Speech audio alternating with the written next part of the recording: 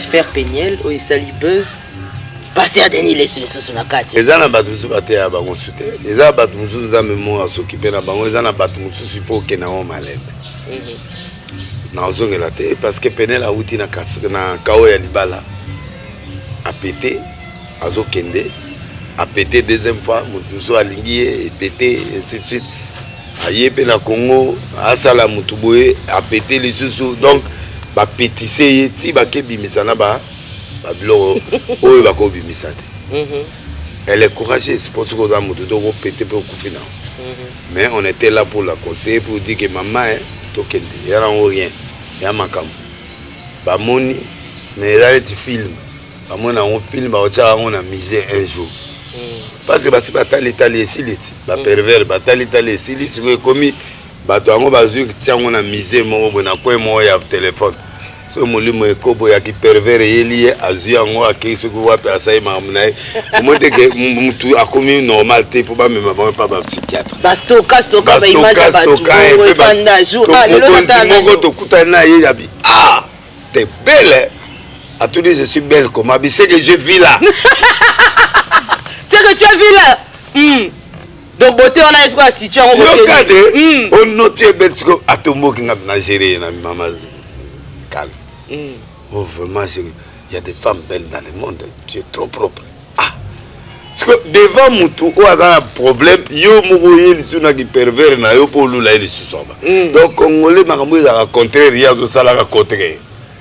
Donc, tu sais que bien mon donc, ça dit que tu mais toi, déjà toyé. Merci beaucoup, H-Mer, H Guerrière, déjà dans le terrain pour bien évidemment recevoir pour vous Kolo Histoire. Oyo eza Kolo Histoire, nous recevons que ba Kolo Histoire. Yo ça la histoire. Yo ça la histoire. Et biso ça la histoire.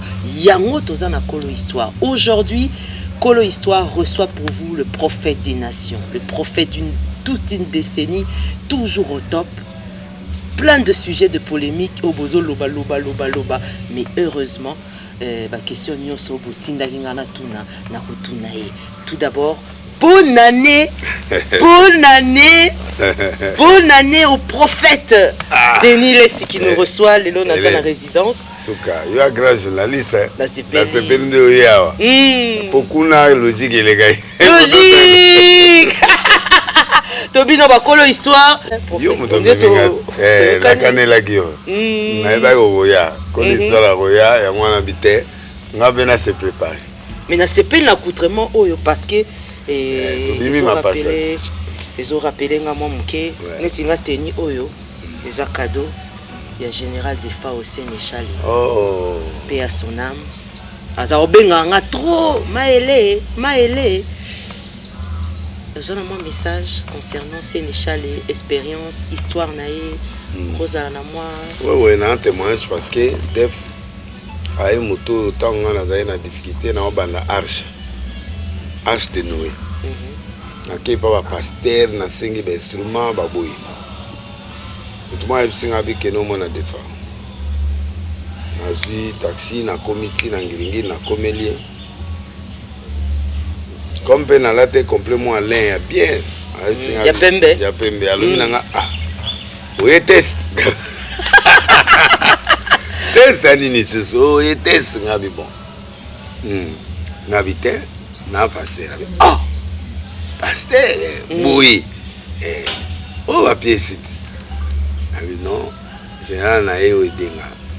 Au pied un instrument pendant 2 jours, 3 jours dans la campagne. Maintenant bon côté. Voilà combien? C'est $20. À ce cas, quand il a parlé à Zongabi, vous voyez l'instrument $300 na wenge pour la répétition. Na soit 3 jours na pesoga pour na 20. À côté na ndako abini. Amoni kombi na yeye. Ya sika tinga ba instrument la 4 abi bon. Kene na $20 na o. J'ai instrument 1 mois salo yo sala pe ozonga. Donc, des fois, tu as un bien de sister, tu as un orchestre de la grâce. Plein à craquer, archibandi. Article un instrument, 1 mois, les catholiques, les bande, les kitty. C'est là où j'ai commencé l'arche. donc moto azaki partenaire ya Arche faut commander ngana comme il les a défendu général Defao paix à ton âme. Nga histoire na ye eza simple hein nazana moi lolendo po tozana kolo histoire nga pena sala moi moke témoignage à l'époque nazalaka na chaîne Songolo avec le pouvoir était entre les mains de Joseph Kabila Kabange, je me souviens. Nazwa risque na vandika boy invitation à Kenya. Première fois invitation à Kenya signée par Jojo Mandiki Mapata. On est à histoire na obeta. Non, tous on besoin rien à Kenya ou interviewer Sénéchal général Defao. Na solo lina bureau na nesi bango ah, dès donc que ko interview na Sénéchal et boy. Donc il faut na tourner ce qui a solo Joseph Kabila Zara chauffeur na. J'étais la première à avoir osé à l'époque et je crois que c'est là où ma relation payée au Koma Makasi a eu comprendre qu'il n'a pas forme. Côté on a vraiment en tout cas n'a pas trop. Nazo ba cadeau ébélé à chaque fois que ndeko moi azaouta Kenya toujours nazo zanga qualité. Je profite de l'occasion pour présenter mes condoléances à toute la famille biologique, famille. Je suis de cœur avec vous. Bana matongé pe bontoza na deuil. Mes sincères condoléances Nabino. Alors 2022 prophète de la nation. Nazo ba destin der. Exact. Pardon? Dès il y a des femmes. Non, bah le bis serait commis, il faut écouter un cinquantenaire. À partir de cinquantenaire, bah on les langue nazo pour que permettre hommage aux ala nazo et permettre batunion surtout pour kozalawana pour rendre dernier hommage. Donc voilà concernant général Defao Sénéchal. Mais na yito kotana en 2022, prophète au quotidien 2022 ndeni. Ba bio pété yo moro. Oui, na pétage pour yo moro pété. Bien ndeni. La pétage c'est parce que on a pété parce que chaleur est en 2022. 2022 années ma belle. Yamabe tu souffrir sous koleka oui, ou bien parce que dans sondage prophétique nanga na ba chiffre na calculé c'est une mauvaise année parmi les années. Parce que 2 c'est la confusion, 2 c'est la confusion, 0 c'est le néant. Tout ce qu'on va beaucoup de gens vont faire tomberont dans le néant. Et 2 les sous-confusion. So, vous avez 2 plus 2 plus 2, ça est 6, chiffre de la bête, 666. C'est-à-dire, le diable va trop travailler cette année, va mort, vous allez bêler, va nzala, va fait mondiaux, donc vous allez même battre ma maladie, on est corona, tout le bien. Au moins, on a tellement un médecin. Ça a peine énervé. Mais à quel point toi qui est bien, à quel vacances, à zone, à comme on a vu ça à Zanam. Symptômes te long monté avant que 10 jours abima boy ça dit test et long. Donc à comment me poser ma question. Ça dit les chiffres de la bête va beaucoup travailler. Au moins déjà toi il y a 2022 au moins déjà ba mangamondenge comme les Ghana déjà. Na IDPS vous senti déjà que il y a ba démission et comme il y a ba vandalisme. Donc déjà là sikoyo année moko mabe année ba guerre ba confusion ba année à bitumba donc il faut monter très concentré donc vraie concentration pour nous salo sala biso to sambela il faut vraiment vraie concentration de prière pour permettre tout ça la réussite sans concentration tu vas risquer tout là-dessus du point de vue politique il y a trop d'agitation même ça déjà agitation aux amakasi année et il y aura beaucoup de perturbations point de vue social et du point de vue politique, bloc ébélé, musicien, na vision mon écran prophétique, 5 musiciens mon comment il déjà aussi là parce que balingi ba kisito zamba bano obc bango moko ay obela mutu abeli pena maladie mo net ba genre mutu mais ya bambangu te mais abeli alors année moko ezana ba écran ya compliqué donc c'est ce qui fait dire que 2022 2022 c'est mauvais parce que ça sent mauvais parce que les chiffres n'y sont pas confusion en confusion batunion soit ba travailler dans confusion au moins les camoyé il faut trop de concentration pour ceux qui font leur travail ils font les sérieusement avec correct na bato à l'osambo la biso il faut sérieux sinon même les politiciens il faut sérieux sinon il y aura beaucoup de catastrophes mais bato à l'osambo la bino prophète des nations Denis Lessi. Est-ce que Oyebi Kebino peut vous contribuer dans Robomamboka année par année, chaque année, vous voulez Mbappé? Je l'ai dit. Et ça, c'est... Ça, je l'ai dit. Mais là, les bossons, il y a un bibiso tobomi. Vous besoin de encadrer le monde. Tu dois encadrer la politique, tu dois encadrer les musiciens, tu dois encadrer tout. Quand on n'est plus exemplaire, ce n'est plus la... Mais est-ce que le prophète osait exemplaire? Il y a qui sont signé contrat pour jouer film, pour jouer rôle à Lucifer dans le film Mokoboé. C'est-à-dire que dans la société dans l'hélice, dans la production dans bango, baligné film comme magie en ligne. C'est-à-dire conception dans bango ezali qu'on montrer dans la jeunesse dans bateau que tout ce qui brille n'est pas l'or. Je peux être pasteur, mais je fais de mauvaises choses. Je suis en train de détruire les jeunes. Non, puis bon ba kiss. Non, mais ma bango au lieu na ma bango na parole. Nazo ma bango na mabi. Alors, ça existe actuellement. Et il y a un monde et l'autre ko ba tout na batu na film on a ba comme un esprit critique. Non seulement l'esprit critique, ba comme un esprit il y a que sonder est-ce que relation au moto ani. Est-ce que moto a vrai? Et ce moto, ce que je vois là, c'est vrai du vrai.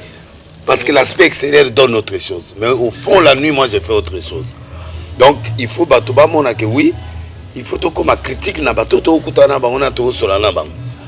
qui est devant moi. Au moment où non, qui nous testé dans Orwan, est-ce que c'est ça? Donc, moi, je crois que c'est ce film-là qu'on joue. Et puis de deux, bah tu vas être béton parce que ils ont joué rôle à Lucifer na film. Non, Lucifer te mais ils ont joué rôle moko où ils allaient pasteur te un faux pasteur. Oui, un faux. Mais il y a pas collé au peine image là, pas comme ça on peut à solo. Bon, mais ndenge nazo expliquer boye au fur et à mesure nazo expliquer bah tu vas comprendre. On va considérer que bon tu péter là problème. Ils ont pété là. Est-ce que ça écrit, ils ont recommandé pasteur à comment tourner film? Oui, oui, mais tu disais que ça la film. Oh, le plus grand pasteur dans le monde, c'est un grand pasteur, il presse très bien, il a des grandes églises aux États-Unis. À terre, à ça là film. Film ezali, film on est chrétien, ils ont une idée, il y a chrétienté, il y a évangélisation. Ngana kota et pas ba musicien na hotel ya bango. Ngana kendaka. Donc ngana kata mission ngaya ars. Nana tante expérience asika. En tout cas, tu relandes l'expérience, voilà, bakolo histoire. Alors, tous on y a non maramboka parce que c'est très important. Affaire Kabound et Ningisi la chronique et Ningisi et ça pratiquement buzz. Tous abisso tout informé, ngana zo route ba image ou ta poto. Dans batindela la première fois na Kamwe. Pasteur Otali, Omoni Oyoki. Olobi Boni. Bon ngana sakola gang. Oh, sakola gang. Bien sûr. Na sakola pas Bibi, na pas ba journaliste belé. Au fait na loba près à 2023. Il dépasse pendant là et côté en division. Et puis mutumo a Robima, mutumo mon influent Robima et puis à retrahir. Tu vas lire au Kenya donc tu comprendre et tout comprendre. À retrahir, tant à retrahir, on peut se imaginer, à retrahir et puis tant à retrahir il dépasse côté là et puis bah tu super pas Robima, bah et comme à division Makasi, il dépasse comme un morceau par morceau. Et ça n'est même pas une année. Professionnel la personne en 2021. Il y a un mot coxam. Mais il y a un problème. Si Otali ça dit malaise, il dépasse, il est en malaise depuis longtemps. Kabound ne peut pas faire ce qu'il fait là comme ça. C'est-à-dire, il y a déjà malaise moi déjà. Mais Bakanga on a une hypocrisie. Deuxièmement, ou derrière il sera démissionné, il y a la CIA qui peut les rassurer pour faire face à Félix. Or, les Américains soutiennent Félix. Est-ce qu'ils ont vu en lui quoi encore? Deuxième hypothèse, des grands politiciens financièrement ils sont derrière lui. Pour l'opposer à Félix, comme il connaît bien la base, il connaît bien Félix, mais va opposer tout Batika, Batia Yena Félix en 2023. C'est le combat du siècle. Comme il y a un secret de taille à Bango, s'il dévoilait ça, il faut discréditer biloko ebele. Non mais oui que tous autres talents besoin c'est un peu aux en la assurance il faut la protéger pour ba koya roleka mais yango na zoloba na lobi bien so moni muta signer loko donc ala na mutu ala na protection moko oyo po ayebi Félix arranger ayebi guerre nini oya okokti ça ayebi ba combattant déjà batie déjà kuna na là on a bango limité batie déjà Hitler batie comme Hitler dégagé. Na moni dia ba chez méchant nyonso o ya Félix Masiba bandi, c'est-à-dire la guerre est là.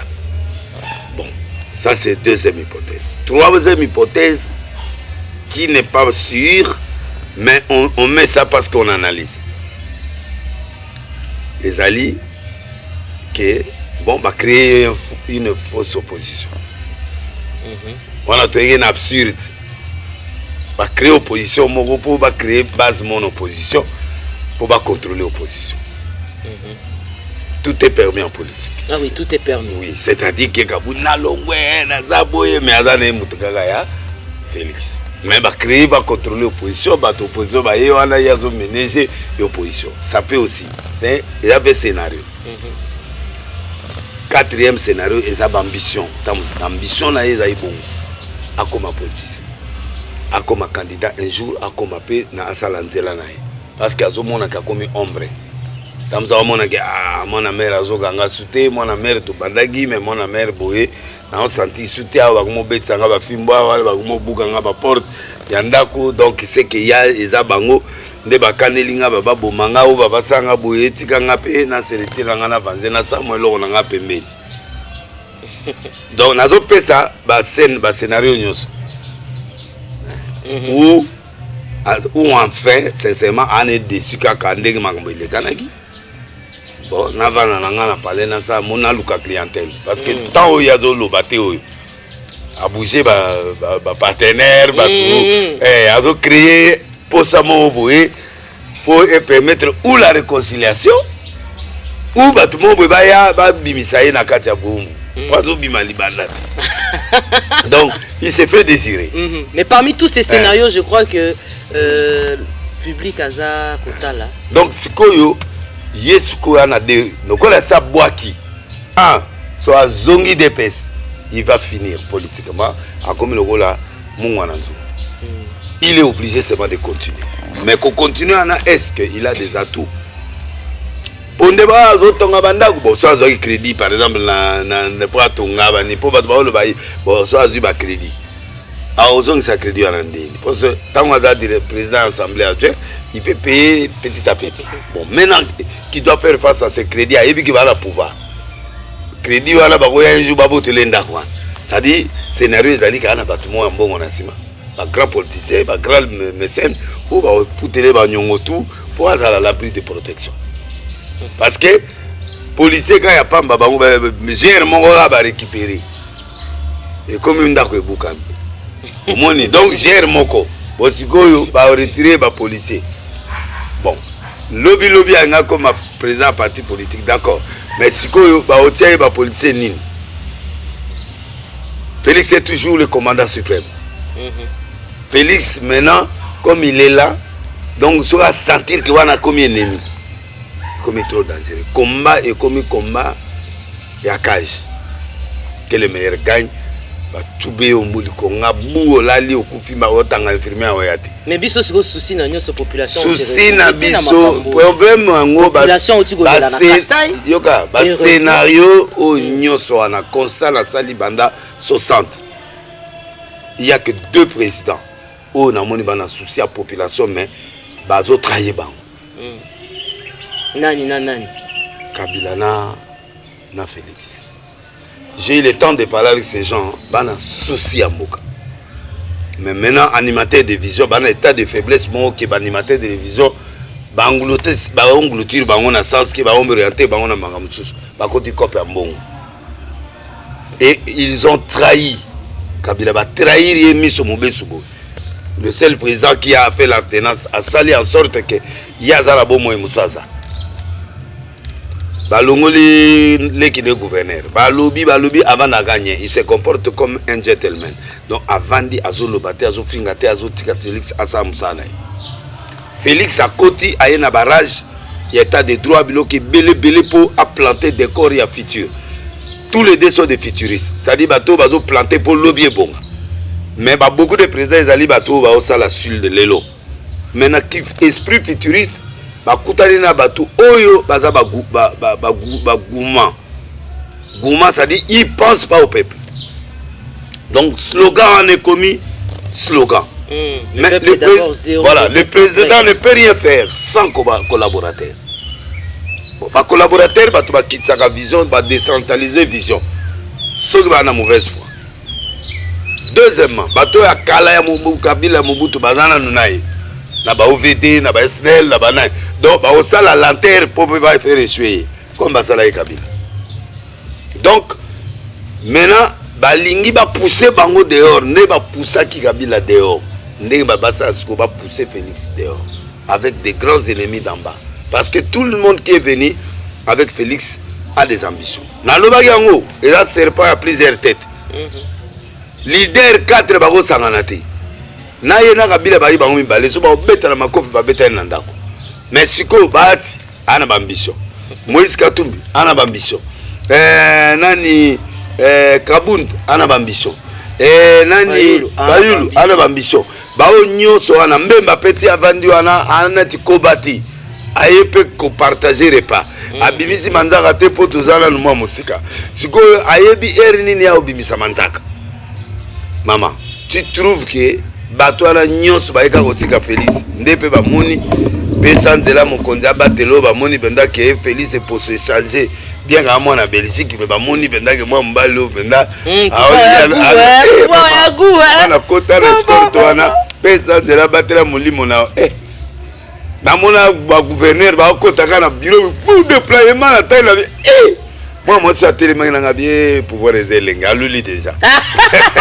Oh, so il marié mais déjà herbe petit toi la payer KO. Pouvoir va comprendre dans ba yé. Et le bas petit onani petit mon coco fils mon corabi mon colon na mona ki nani ko kabundi likola cheval na mwe la loge. Le père a été c'est ça le goût du pouvoir. Avec la kabunda koufi.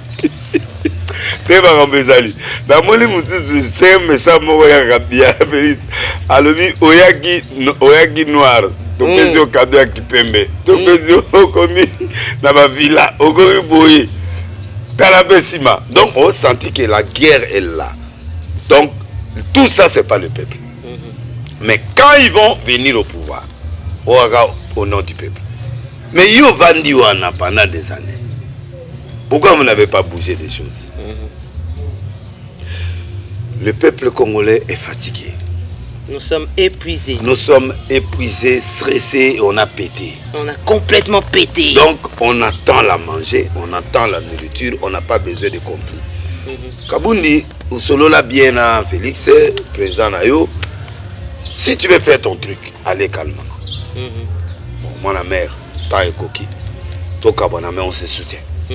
Ngai na mon anzela dogende. Na yo ils aussi m'a soutien nga sa inzela na. Sans tambour ni trompette. Pourquoi? Parce que tu as besoin de lui, il est encore président. Mais ce qui va bailler un esprit à guerre, c'est pour saboter le 2023. C'est un plan de 2023 qui va être dangereux président pour l'écran prophétique ngana mona Félix Aleki en 2023. Mais schéma ok, il comme schéma dialogue. Mais Félix qu'on dit ma dialogue te mon colon dit ma dialogue au père de pouvoir. On dit ma dialogue te. Oui, parce que va affronter ben si on va ça là-bas bilogo ba ko ça là toquer élection non après l'élection s'il y a des mécontents vous pouvez pas aller en dialogue, mais le dialogue avant, ça va nous amener la transition de 5 ans. Bah, continuer dans le pouvoir. Bah, on a bango pour l'élection et oui, mais dans l'ère nous a légitimité soutien. Légitimité aux habits locaux, bah on va voir même si bah au président, souka dialogue avec Kabila, bah nyata ega. Souka il y a pas d'élection, les ratés des mandats machin. Donc faites attention aux années d'espérance à Tatana, aux années d'espérance à Kabila, là, amenez-nous aux élections, donnez-nous à manger. Comme ça, 2022, 23 va passer au mandat au laisser biso. Premier objectif pour la biso la 2023, c'est la stabilité. Stabilité de la population congolaise. Voilà. Voilà. Population en a assez et je crois que les équipes intervention et à Kofi Olomide lors d'un passage chez un collègue dans la zone qui Maloba, il y a président de la République où il s'est qui buzz. Kofi ayant compris que Frazouana selon lui a estimé que donc président a conscient que la population ils a souffrir ma casse. Bien sûr. La population ils ont souffrir. Il a été témoin hier la population il y a grand Kassai il y a qui est dernièrement population ils ont souffrir. Ils ont pété les plombs. Bino ba pasteur le sambo bozo sambeles que ils ont comment il faut dépasser le kahinzembo balobi nini to salité malgré que ba kasa kinzembo là bon ba jeune on a ba yembi makambo solo nini to salité ayembi c'est le problème dans lango muta osa lo sambo nzamba yoka aske ana qualité ba jeune ba lien de famille ba to bakata bino ba to tinda ba to bakata ba lien de famille biso banani toza wana mutu na mutu ana vision na ye tozo bunana mais problème eza prière ngo to sala nzamba yoka oyo kate point mais siko soki yoza makioniste soki yoza siko mutu ba break yoza mutu makambo kilikili olobi to bomiti biso to bomiti siko il faut to relever nde na biso 2022 faut to commencer les biso on est des humains mais il faut que nous puissions faire trop d'efforts pour s'occuper du peuple comme il faut. Quand on occupe le peuple au dodi au monde il y a problème.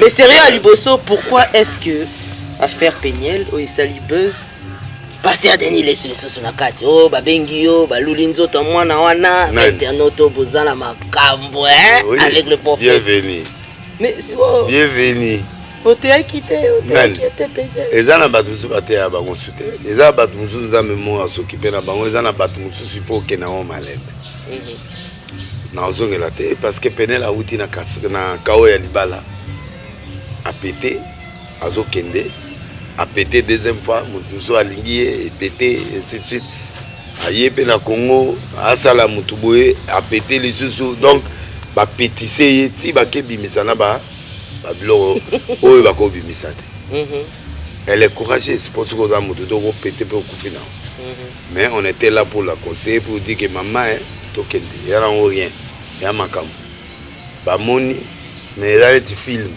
ba mona on filme ba on a misé un jour parce que basi batali tali esiliti ba pervers batali tali esiliti siko komi bato yango bazu tiango na misé moko bona ko mo ya téléphone so molimo ekobo ya ki pervers yeli azu yango akei siko wapi asai mamna mote ke mutu akomi normal te faut ba même pas ba psychiatre basto casto ka ba image ba tu ko fanda jour le lota moko to kutana ye yabi t'es belle à tous les je suis belle comme abi c'est que je vis là.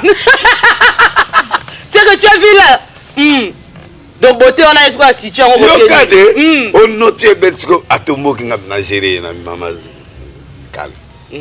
Oh vraiment il y a des femmes belles dans le monde, tu es trop propre.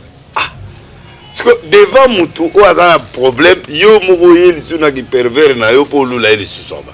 Donc congolais makambo za contraire ya zo sala ka contraire. Donc batu siko yo ka même mutaka ngo aza bien mwana wana o. Donc ça dit que batu miteke. Donc elle a subi ça. Bon, je crois qu'elle a porté plainte. Na mega giye ko calmer na débit.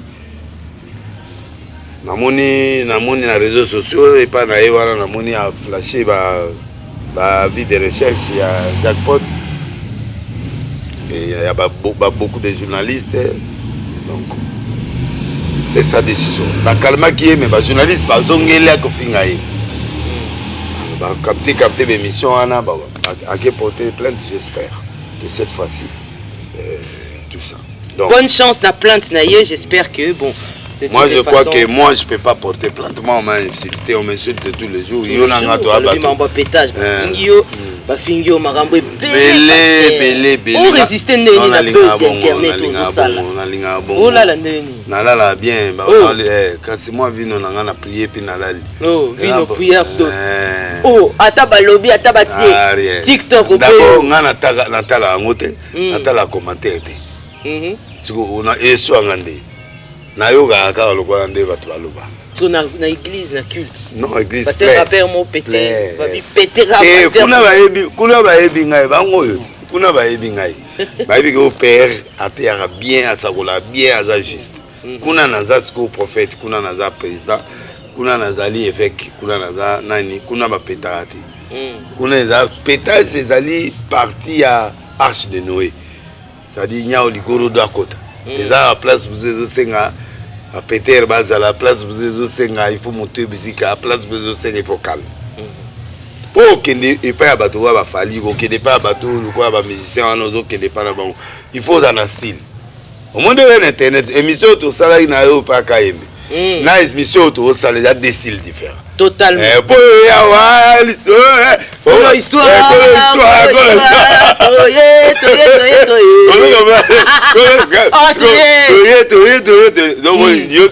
Idéologie à pétage, il y a la pétage. Donc pétera. Congo mutezo me mabiso to ça dit Congo nesko ezo sala ke to bosa na manga mususu. Nde ya moto to pété. To pétera boy. Mais batumo bo baké sala montage moko. Au président a péta. Oh.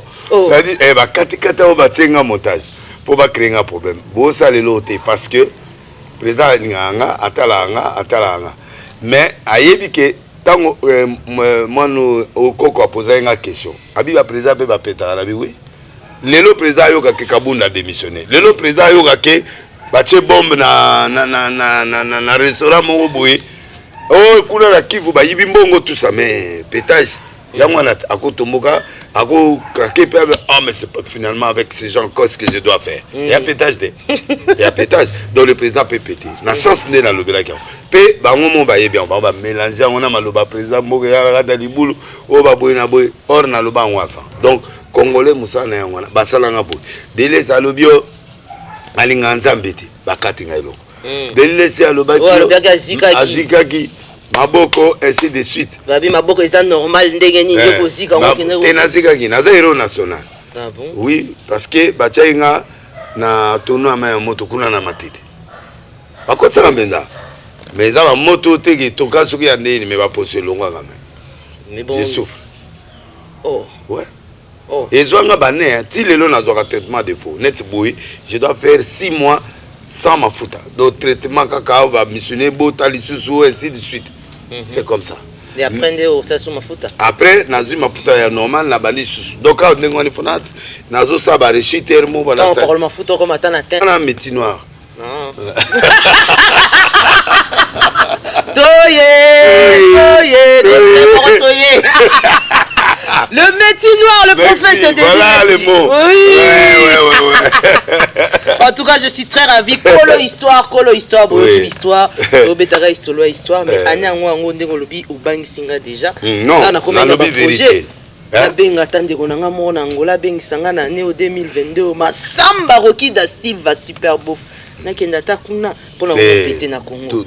Ou bien na benga dona Monica mama sociale. Toza kaka. Naza kaka. Tout le monde est ndenge mboka ezopela. Ni bazo kipenga te na pete kaka. Ba kipeyo. You are star munene akala. Bo dana ni ya lelo. You are grand star. Eh ouais, Kalema wapi wala. Quadruple. Na bino ye. Eh oui, message na bana mboka pa batali biso eza première partie. Royal isusu poto solo la suna kati ya mozindo ya makambo. Non, na remercier bango. Na remercier bango ndenge bazo sala. Les a décor. Ouais, très beau. Il est mignon le petit chécho. Donc la décor na biso ezaka la carte émission. Vous en avez combien boy? Na bango 3. 3. Mon colo na bango maman carton mon bimba nani après 2 jours carton ya quiz. Ça c'est mon bimba milki. Donc c'est compliqué. C'est pas ça. Donc c'est ça. Donc na linga na annoncer OK. Émission na o ekotale ma fort. Aneo magiba épreuve kozala Dieu va te visiter. Amen. Kogendete nzana o visiter o. Hélène, tu as beaucoup fait pour ce pays. Il y a un temps de récolte. Parce que jour tout ça qui émission tu vas bien na niveau mukete. Mais akenda quadruple colo histoire. Donc Dengo zongi boye public ezolela. Arche nzamba futinga bato zongi ebele. Nazo komisa nzambe lobi tozana chaque dimanche tozana kilt ya monene. Je crois au côté deuxième troisième kilt karaté et puis mercredi nyonso na sa campagne. Nous sommes chaque campagne. Campagne chaque jour tobana mercredi passé. Plein débordements donc bato azaki ba répondre vendredi Mikolo na opia enseignement sur ba mois, ba démon ya ba mois.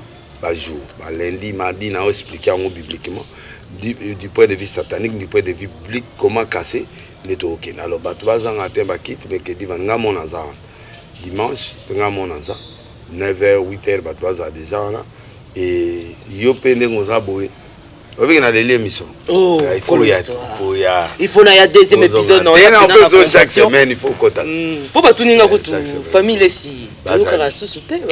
Bon, bango siko ba réflexion, ba calme. Ngam na même avant. Ngasgo mutna pétard, donc la même on a pétage, mais ba ko ka pétage te ba batika la bango na soukulisi. Jamarele ça na poto, Roger laisse na poto, bango tout poto ba mama rose poto, ba oya kaka oya, ba ok na bango ba komela ba mbongo ba komi installer ba to somi l'église ba tongi. Donc bazana bango. Mais ba lingi na bango makelele.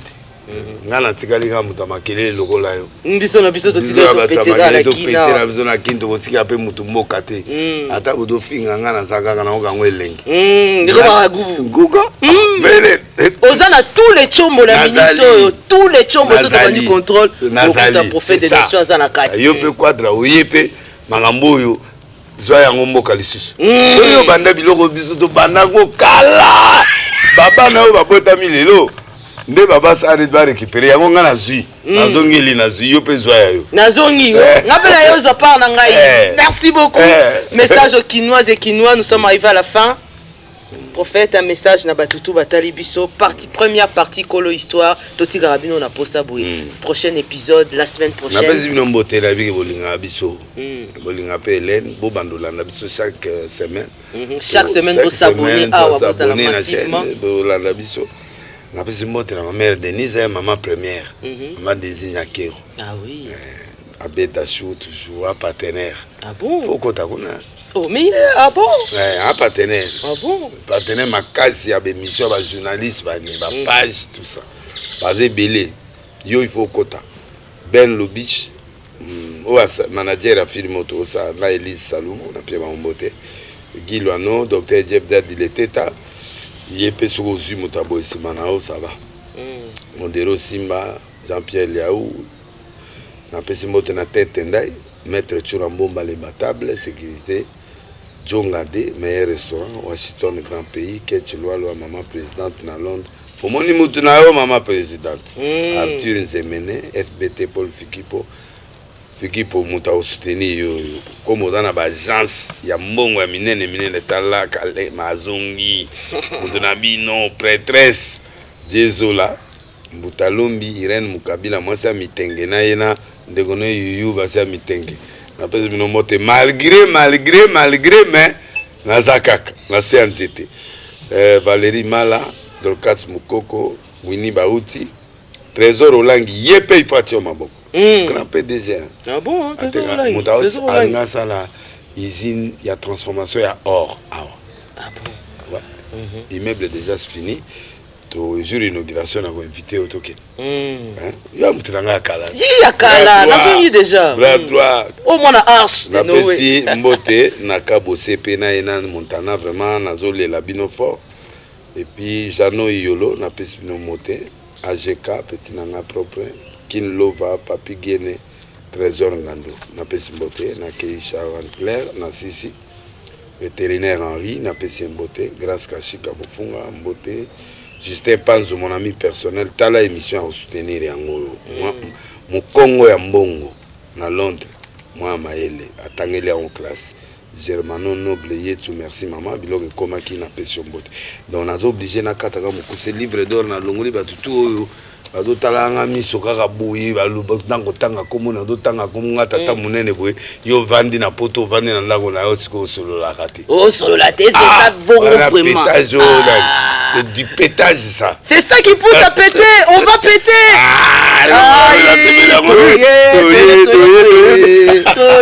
Un grand merci à celui qui a déjà à lobby Hélène à soutenir. Ouais, on est derrière toi. Honorable Paul Bintou Moussambali, Dokutana na Pacific Palace, Yabongo Ezalate.